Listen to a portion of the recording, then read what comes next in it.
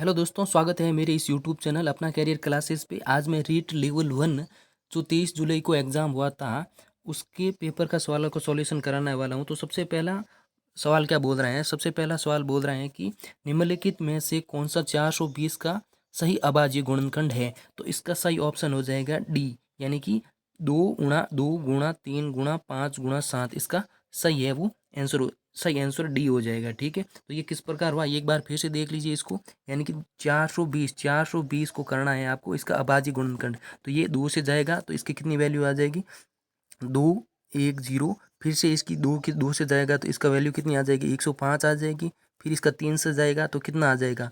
35 आ जाएगा।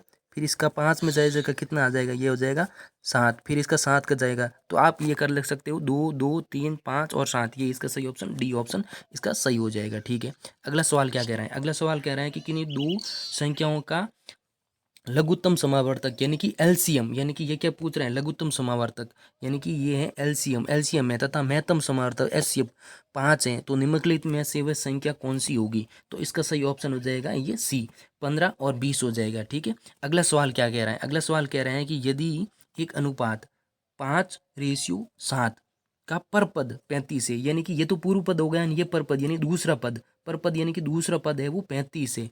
तो इसका पूर्व पद यानी कि 5 की वैल्यू पूछिए कि 5 की वैल्यू कितनी होगी। तो 7 की वैल्यू कितनी दे रखी है? 7 की वैल्यू दे रखी है 35। तो 5 की वैल्यू निकालनी है तो ये 7 इसके नीचे चला जाएगा तो 35/7। तो ये तो एक की वैल्यू आ गई। 5 की वैल्यू निकालनी है तो इधर से 5 से और इधर से 5 से मल्टीप्लाई कर दो तो कितनी वैल्यू आ जाएगी? तो ये 5 की वैल्यू आ जाएगी 7×5 = 35। तो ये 5 आ जाएगा, 5 जोड़ी 25, यानी कि इसका सही ऑप्शन ये 25 हो जाएगा। अगला सवाल देखते हैं, अगला सवाल क्या कहता है? अगला सवाल कह रहा है कि एक आदमी एक काम को 20 दिन में पूरा करता है तो 10 आदमी, यानी कि सॉरी 4 आदमी एक काम को 20 दिन में पूरा करते हैं तो 10 आदमी उसी काम को कितने दिनों में पूरा करेंगे? तो इसका आंसर क्या हो जाएगा?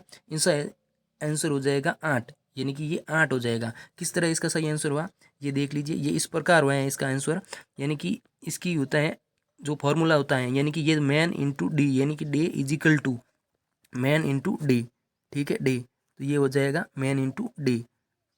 ये M1 D1 और ये M2 और D2। तो इसकी वैल्यू आप पुट कर दो और इसकी वैल्यू पुट करने पर इसका सीधा आंसर आ जाएगा। तो इसका वैल्यू पुट करते हैं, एक बार इसको सॉल्यूशन करते हैं। इनकी 4 आदमी 20 दिन में करते हैं इजिकल टू 10 आदमी कितने दिनों में पूरा करेंगे? ये 10 है, 10 आदमी कितने डी यानी D2, 10 आदमी कितने दिनों में पूरा करेंगे? ये हो गया D2। तो ये 10 इसके नीचे चला जाएगा तो ये 2 बार कट गया तो 4 दूनी 8। इसका सही ऑप्शन ये हो जाएगा। अगला सवाल देखते हैं, अगला सवाल क्या कह रहा है? अगला सवाल बोल रहे हैं कि 329 में एक वस्तु को बेचने पर एक डीलर को 6% की हानि हुई तो वस्तु का क्रय मूल्य क्या होगा? यानी कि सीपी निकालनी है। तो किस प्रकार निकालेंगे? इसकी सीपी इस प्रकार निकल जाएगी। 329 में बेच रहा है, हानि कितने की हुई है? 6% की हुई है। तो 100 में से 6% यानी कि 6 निकाल दो, यानी कि 94 इंटू हमें कितने निकालना है? क्रय मूल्य निकालना है कि 100 इंटू 100। तो ये इसकी वैल्यू निकालना, इसको सॉल्व करने पर इसकी सही वैल्यू आ जाएगी 350। ठीक है, अगला सवाल देखते हैं। अगला सवाल क्या कह रहे हैं? 3 संख्याओं का औसत 40 है, यदि उनमें से 2 संख्याओं का औसत 38 है तो तीसरी संख्या क्या होगी? तो हमेशा औसत क्या होता है? एवरेज का फॉर्मूला क्या होता है? एवरेज होता है राशियों का योग, यानी कि राशियों का योग बटा राशियों की, ये है योग बटा राशियों की टोटल संख्या। ठीक है, टोटल संख्या ये कह रहा है। अब एवरेज कितना दे रखा है? एवरेज ने दे रखा है 40 इजिकल टू योग कितना? योग तो हमें निकालना है तीनों का, बटा संख्या कितनी दे रखी है? 3 दे रखी है, ये 3। तो ये टोटल कितना हो गया? 120 हो गया। इसी तरह इस दो संख्याओं का निकालना है तो 38 इंटू 2 यानी कि दोनों का कितना हो गया? ये हो गया 76। अब ये इसने तो 3 का निकाला, इसने 2 का निकाला, तो ये तीसरी संख्या का पूछ रहा है। तो 120 में से 76 निकाल देंगे तो पीछे कितना बचेगा? ये बचेगा 44। इसका सही ऑप्शन डी हो जाएगा। ठीक है, अगला अगला सवाल क्या कह रहा है? ये कह रहा है कि 3000 पर 2% के लिए 11% की वार्षिक ब्याज दर से कितनी धनराशि प्राप्त होगी? यानी कि टोटल अमाउंट पूछ रहा है। तो इसके लिए आप क्या करेंगे? टोटल अमाउंट पूछ रहे हैं, तो टोटल अमाउंट पूछ रहे हैं तो इसके लिए आप ये फॉर्मूला लगाइएगा। S I is equal to क्या होता है फॉर्मूला साधारण ब्याज का? पी यानी कि जो धन है मूल, आर यानी रेट ऑफ इंटरेस्ट कितना दे रखा है? 11 दे रखा है, और टाइम अपॉन 100।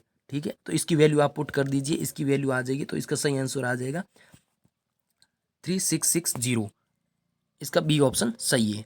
अगला सवाल क्या दे रखा है, अगला सवाल कह रहा है कि ये बिल्कुल इसी प्रकार का सवाल है, बिल्कुल इसी प्रकार का सवाल है। इस सवाल को आपको सॉल्व करना है, सेम सवाल है, इसमें से माइनस करना है। अगला सवाल क्या दे रखा है, एक साइकिल 28 रुपये में खरीद कर 12% लाभ पर बेची गई तो उसका विक्रय मूल्य बताइए। इसका विक्रय मूल्य क्या है, तो इसका विक्रय मूल्य क्या होगा, 1800 का क्या करना है, 12% निकालना है। 1800 का 12% निकालो, तो 1800 का आप निकालो, 10% कितना है, 1800 का 10%, ये इधर पॉइंट कर दो तो ये 10% आ जाएगा। 10% कितना आ रहा है, 10% आ गया 180। 180 10%, हमें 12% चाहिए, तो 2% और निकालो। तो 2% निकालने के क्या करेंगे, एक जीरो इधर और खींचेंगे, तो 1% तो 18 हो गया, तो 2% कितना हो गया 36। तो इसकी टोटल वैल्यू कितनी आ गई 216। तो इसको ऐड कर लो, तो ये टोटल इसका वैल्यू बी ऑप्शन इसका सही हो जाएगा। ठीक है, अगला सवाल, अगला सवाल क्या दे रखा है, अगला सवाल पूछ रहे हैं कि चित्र ए का मान बताइए, यानी कि ए का वैल्यू निकालनी है। तो आपको हमेशा याद रखना है, ये लाइन है इसके अंदर यानी, तो ये इस टोटल का योग है वो 180 होता है, चाहे ये किसी प्रकार हो, तो इस टोटल का योग 180 होता है। तो हमें 5a की वैल्यू देती है, तो ये 90 डिग्री दे रखा है, तो ये सामने वाला कौन सा कौन हो गया, शीर्षों में कौन हो गया, तो ये भी 90 हो गया। तो ये 40 और 90 कितना हो गया 130, 130 प्लस 5a इजिकल टू क्या हो जाएगा 180। ठीक है, 180 हो जाएगा। ठीक है, अब 5a की वैल्यू आप निकाल सकते हैं, इसकी वैल्यू आ जाएगी बी, यानी कि 10 इसका सही ऑप्शन आ जाएगा। अगला सवाल, अगला सवाल, अब बढ़ते हैं अगले सवाल की ओर। अगला सवाल क्या कह रहा है उसको देखते हैं। अगला सवाल क्या कह रहा है कि 1 वर्ग मीटर इजिकल टू एक्स वर्ग मिलीमीटर है, तो एक्स का मान होगा, तो एक्स का मान यानी कि 1 वर्ग मीटर इजिकल टू एक्स वर्ग मीटर, मतलब 1 वर्ग मीटर की वैल्यू निकालनी, इसका सही ऑप्शन ये हो जाएगा, डी ऑप्शन इसका सही आंसर हो जाएगा। अगला सवाल, अगला सवाल क्या कह रहा है कि 15 वर्ग मीटर क्षेत्रफल है, तो इसमें से कौन सा सही ऑप्शन सही हो जाएगा, तो इसमें डी ऑप्शन सही हो जाएगा, यानी कि 15 वर्ग मीटर क्षेत्रफल, यानी कि ये एक एक एक एक, यानी कि वर्ग की क्षेत्रफल कितना होता है, भुजा स्क्वायर होता है। तो इसी प्रकार ये 15 बने हुए हैं, इस प्रकार ये 15 इस प्रकार बने हुए हैं वर्ग, तो इसका सही ऑप्शन हो जाएगा 15 वर्ग, जिसमें प्रत्येक की भुजा 1 मीटर है। ठीक है, अगला सवाल क्या कह रहा है देखते हैं। दी गई आकृति का आयतन ज्ञात कीजिए, तो आयतन, आयतन का दी गई आकृति, ये क्या आकृति है, ये है घनाभ। तो घनाभ का आयतन क्या होता है, घनाभ का आयतन होता है लंबाई इंटू चौड़ाई इंटू ऊंचाई। ये देख लो, तो अब लंबाई क्या दे रखी है 3y दे रखी है, चौड़ाई क्या दे रखी है y दे रखी है, ऊंचाई क्या दे रखी है, चौड़ाई है वो y दे रखी है, ऊंचाई क्या दे रखी है 2y दे रखी है, 2y दे रखी है। तो अब इनको गुणा करने पर ये हो जाएगा 6y³ हो जाएगा, इसका सही आंसर ये हो जाएगा। अगला सवाल क्या कह रहा है, अगला संगीत मानव के अवचेतन मन का अंकगणित की संख्याओं से संबंधित एक आधुनिक गुप्त आयाम है, ये कथन गणित के किस मूल्य से संबंधित है। तो ये सवाल आप देख लीजिएगा, ये साइकोलॉजी से रिलेटेड सवाल है। ठीक है, अगला सवाल क्या कह रहा है, अगला सवाल कह रहा है कि RIC एक समचतुर्भुज है।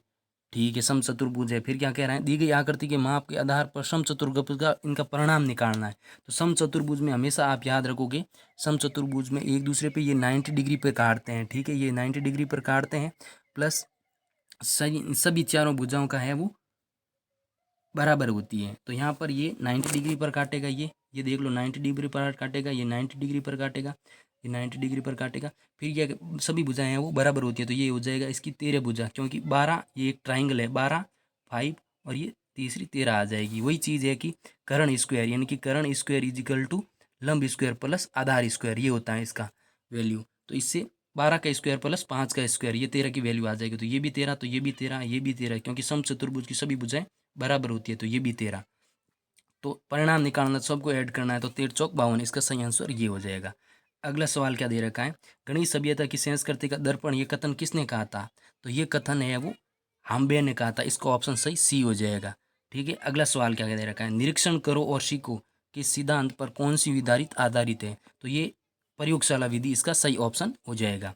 अगला सवाल क्या बोल रहा है, सवाल नंबर 108, प्राथमिक स्तर पर खेल में गणित शिक्षण कराने के लिए कौन सी व्यवस्था लागू नहीं होती, तो इसका सही ऑप्शन हो जाएगा व्याख्यान। व्याख्यान नहीं होती, बाकी है वो चीज़ें प्राथमिक स्तर पर होती है, जबकि व्याख्यान है वो उच्च प्राथमिक स्तर पर यूज की जाती है।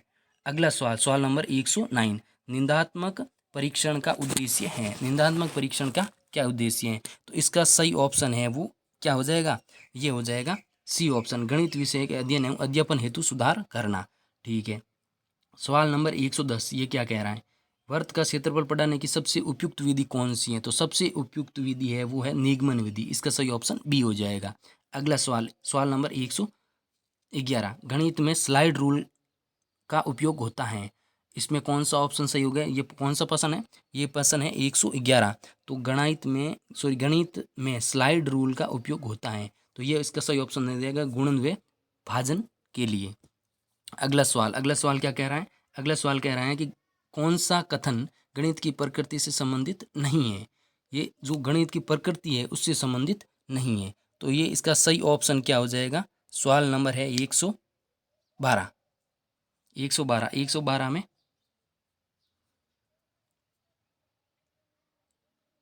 गणित एक सार्वभौमिक विषय, गणित समन्वित का क्षेत्र सीमित है, तो इसका सही ऑप्शन है वो बी, यानी कि ये संबंधित नहीं है, तो इसका ऑप्शन बी सही हो जाएगा। ठीक है, अगला सवाल क्या कह रहा है, शब्द कैरिकुलम किस भाषा से लिया गया है, तो शब्द कैरिकुलम है वो लैटिन भाषा से लिया गया है। गणित में सारणी बनाना किस विशेष उद्देश्य के अंतर्गत आता है, तो सारणी बनाना किस विशेष उद्देश्य के अंदर आया, तो इसका सही ऑप्शन क्या हो जाएगा, इसका हो जाएगा अनुप्रयोग के अंदर, इसका सही ऑप्शन क्या हो जाएगा, अनुप्रयोग के अंदर इसका सही ऑप्शन हो जाएगा। अगला सवाल क्या कह रहा है, 10,20,305 का सही अंकी ग्रुप क्या है, तो सही अंकी ग्रुप है वो 102,0305, यानी कि सही ऑप्शन ए हो जाएगा। अगला सवाल क्या दे रखा है, अगला सवाल कह रहा है कि अंक 2, 5, 7 और 8 का उपयोग करते हुए सबसे बड़ी व सबसे छोटी संख्या बनाइए। अब इन दोनों संख्याओं का अंतर ज्ञात कीजिए, बताइए कि ये अंतर निम्न में से किस संख्या से विभाजित नहीं है, तो इसका सही आंसर है वो हो जाएगा कितना, इसका सही आंसर हो जाएगा 5 इसका सही आंसर हो जाएगा। 117, तो क्या दे रखा है, निम्न में से कौन से विकल्प में 5 का स्थानीय मान 500 नहीं है, तो इसका सही ऑप्शन है वो हो जाएगा 9,256, इसका सही ऑप्शन ये हो जाएगा। अगला सवाल क्या कह रहा है, निम्न में से कौन सा भिन्न का सही अवरोही क्रम है, अवरोही यानी कि बड़े से छोटे की ओर जाना है, तो इसका सही ऑप्शन वो हो जाएगा, क्या हो जाएगा, इसका सही ऑप्शन हो जाएगा बी, यानी कि ये ऑप्शन इसका सही हो जाएगा। अगला सवाल 100 क्या आ रहा है, 119 सवाल, 1 से 30 के बीच कितनी अभाज्य संख्या आती है, तो इसका सही ऑप्शन है वो हो जाएगा सी, यानी कि ये 10 है वो अभाज्य संख्या आती है। अगला 120 सवाल क्या कह रहा है, निम्नलिखित में अनुपात में सबसे बड़ा कौन सा अनुपात है, तो सबसे बड़ा अनुपात वो है 19/2, ये उसका सही ऑप्शन हो जाएगा। तो अगर आपको वीडियो अच्छा लगे और इसका सही ढंग से सॉल्यूशन देखना है तो हमारे चैनल को सब्सक्राइब करें, फॉलो करें और लाइक करें और ज़्यादा से ज़्यादा शेयर करें। धन्यवाद।